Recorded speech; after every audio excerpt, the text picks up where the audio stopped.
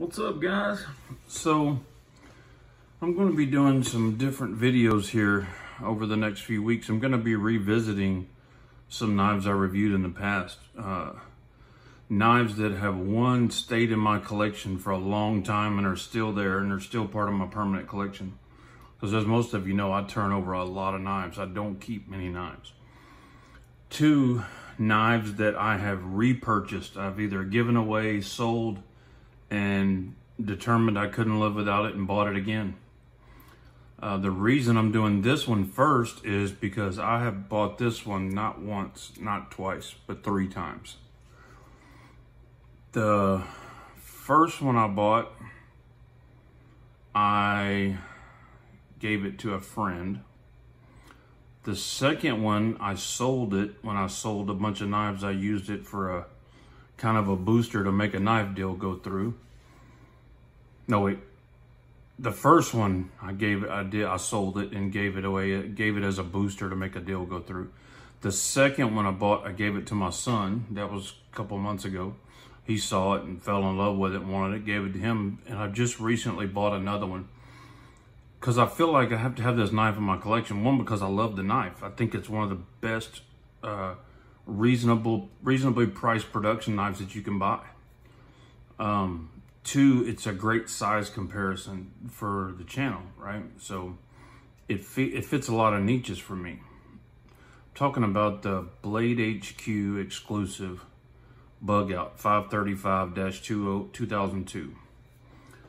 So the regular bugout comes with plastic Grivery or whatever they call it handles and S30V. Nothing wrong with the blade steel at all, but the handles, I had that knife a couple times and I can literally take my hands and I could snap that knife in 2 if I wanted to, or I could bend it all the way to 90 degrees.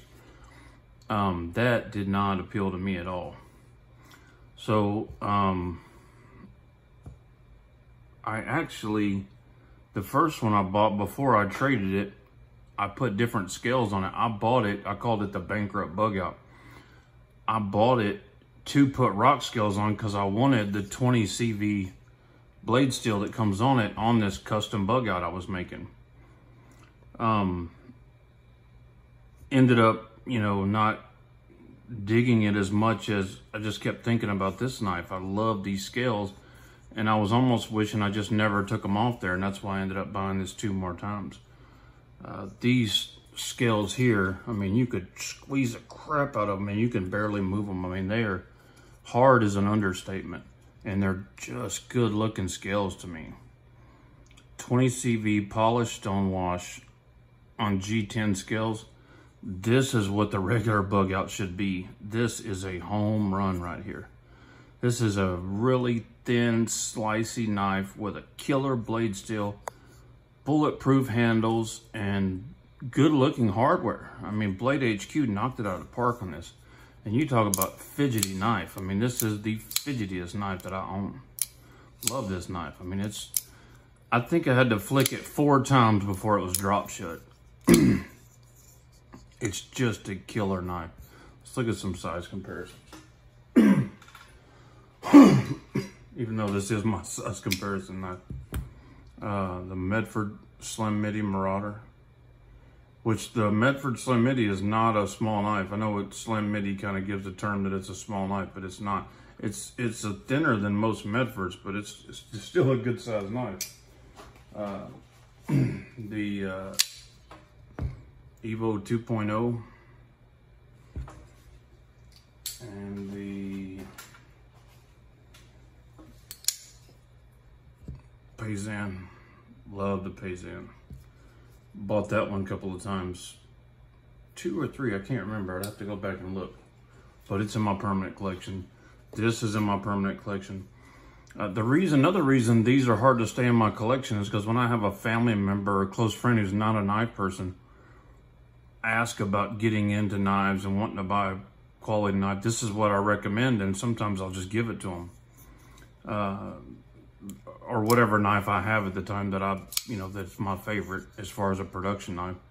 But this one I'm gonna try to hang on to. I really, really, really like this knife, and I don't really want to buy it again, but it's cheaper than it ever has been. They're like right at $200 on Blade HQ. down from like $250 or more. So they're a hell of a deal. And just like everything else, all the great stuff is not going to last. They're going to discontinue it and it'll be gone. I don't think Benchmade's near as bad as Spyderco is about that, but that upsets me, especially like the Paysan. God, that was a killer knife. The fact that they discontinued it is one of the reasons it has to stay in my collection. I'm afraid I won't be able to get one.